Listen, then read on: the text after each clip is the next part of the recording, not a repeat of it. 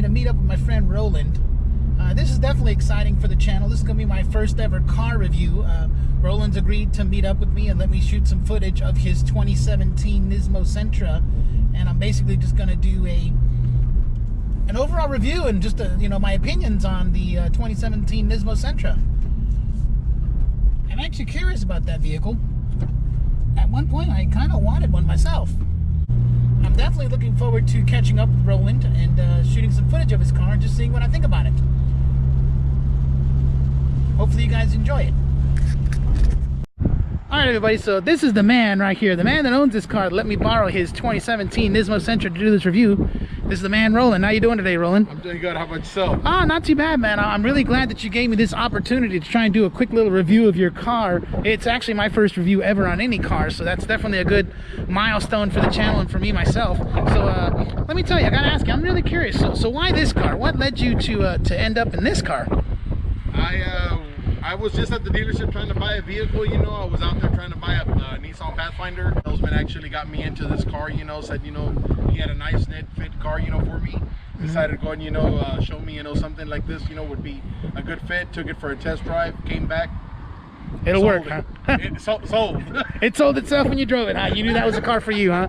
So didn't think it was going to be mine until after we did the paperwork. So tell me, what would you say you like the most about this car? The most that I like about this car is that it's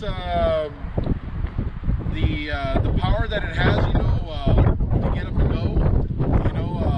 The suspension, mainly the handling of the suspension. More of the family car, be able to hang out with the family. One thing I dislike about it is that it was not manual. I was looking for a manual instead of an automatic, but this is all they had available. Is there anything else you dislike about this car, really, per se? The only thing I probably dislike about it was maybe the brakes. It could have done something better with the brakes.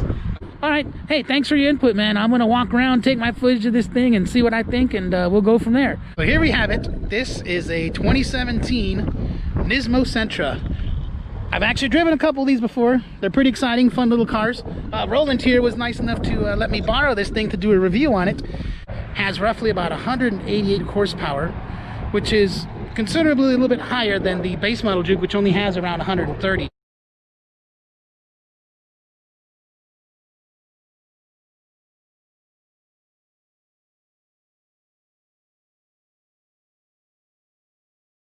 I like the rug in the back says Nismo on it. Hell yeah, that's how you know it's a Nismo when it says Nismo on the.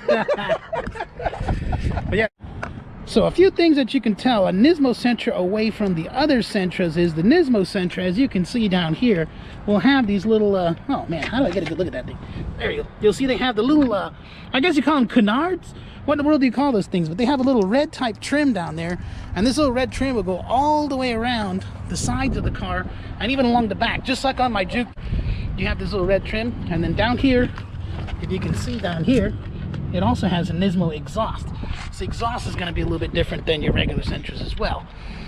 That red trim continues all the way around past the wheels on that side there. The Nismo Sentra will also have a patented red stripe along the sides of the mirrors right here, and that's kind of Nissan's way of having it be a little bit more distinct and standing out, compared to some of the others. The Nismo Sentra has upgraded wheels compared to the other ones. It's got 18-inch wheels, normally 18 by 7-inch wheels, which gives it a good low staggered kind of a profile like that. Also has an upgraded suspension compared to the regular Sentras. It is slightly aggressively tuned, a little bit more than the regular Sentras, so that's another way you can tell them apart. Just by driving it, you'll know once you get on it, you squeeze that go pedal, it's going to go a little bit better than the regular Sentras. It sure will. On a 1.6 liter turbo engine.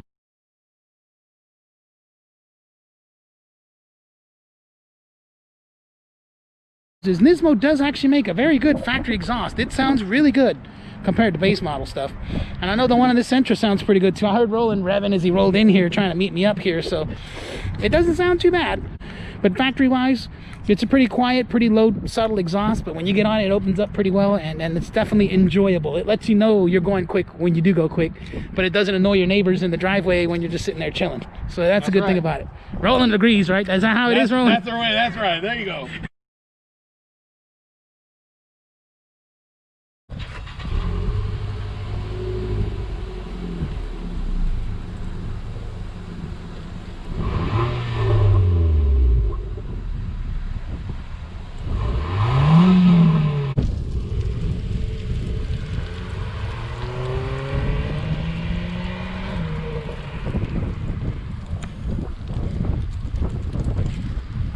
generally a Nismo Sentra will probably get you about between 30 and 32 miles per gallon. Roland tells me himself that he's getting a little less than that because he has a little too much fun in this car. He likes driving it spirited, so he claims he gets about 21 to 22, which is still not too bad, not great, but if he can learn not to be such a lead foot, he can probably get that 30, 32.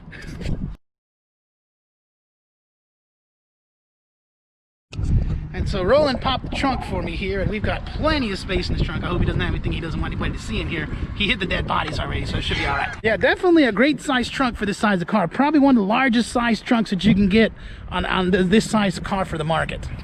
These back seats, they're pretty roomy. Hey, Roland, show them how great these back seats are, man. He fits in there really well.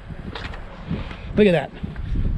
It is a true, for the price, for the money, for the size of the sedan, this is. The back seats, I think, are very great. And these front seats right here, man, I have never had a more comfortable front seat in any other car that I've ever owned.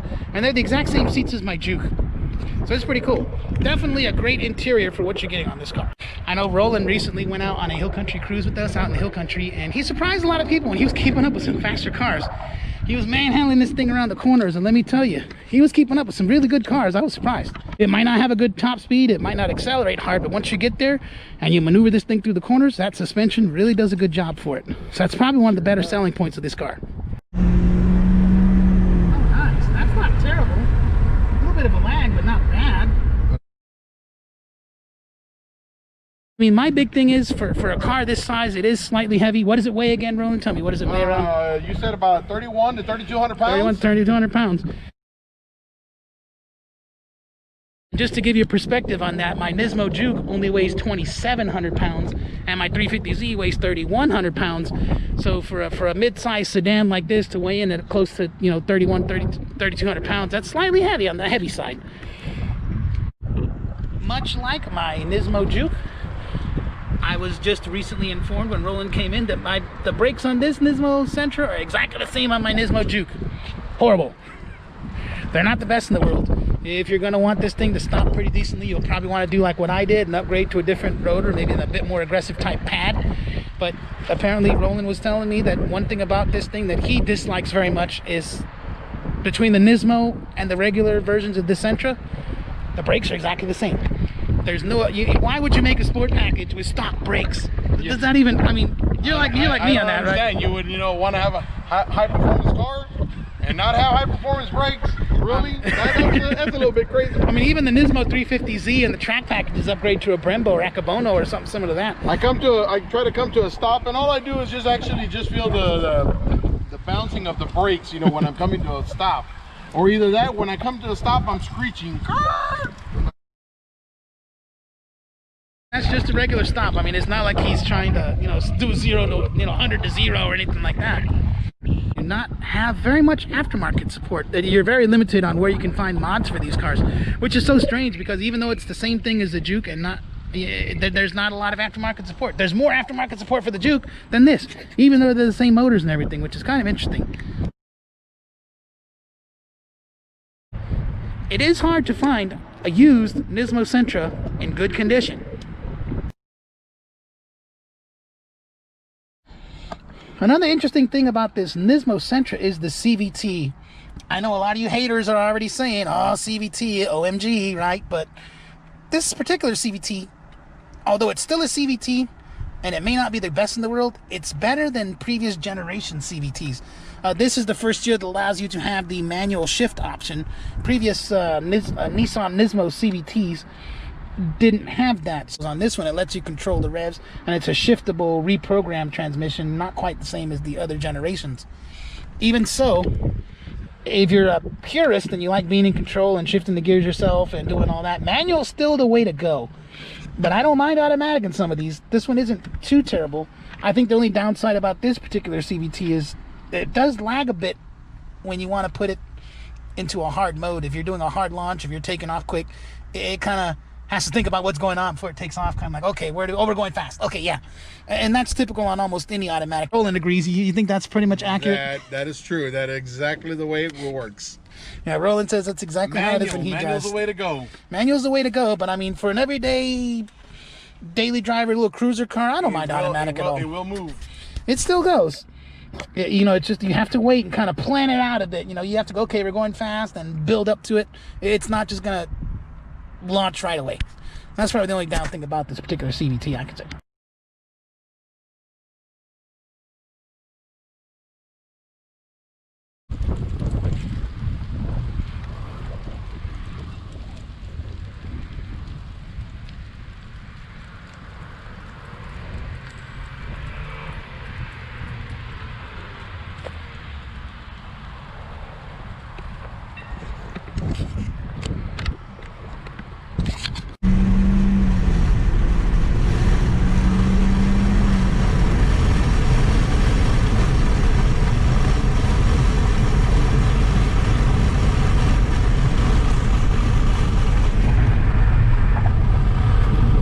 This is in the first gear, and then getting on it on first. Okay.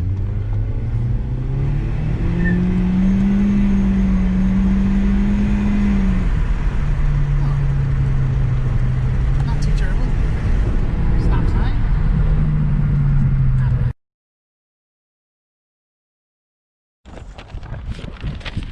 I do feel like this Nismo Sentra is pretty much being unfairly compared to other cars that are just way better than it. They try and compare this thing to a Subaru WRX, they try and compare it to a Volkswagen Golf, and they try and, you know, compare this to a Focus ST, but I think those are a little bit different type of bracket than this one is. I feel like this car is being unfairly compared to those. I'd say, you know, if you want to find a good comparison for this vehicle, if you want to find something to have a better comparison against this car, I'd say it's a lot more comparable to the Honda Civic, or the Volkswagen Jetta, or even the Mazda 3. Fans of the Sentra cars throughout the years have been wanting a newer version of the Spec Series and the SER Series cars. And I guess the Nismo was Nissan's attempt to try and bring those back. Unfortunately for me personally, and I don't know if Roland can agree or not, but I feel like Nissan fell a little short on that. The design's great, the technology's there, but outside of that, I mean, as far as actual horsepower numbers, performance, and brakes, it's just not there compared to those older ones. So I feel like a lot of those purists that love the SCRs and the Spec Series might just be a little disappointed by that. Let's face it, the Nismo Sentra is not really a race car per se. It's not really much of a show car either. When you think about it, when's the last time you've ever been to a track or a car show and you said to yourself, oh my God, a Sentra? Pretty rare.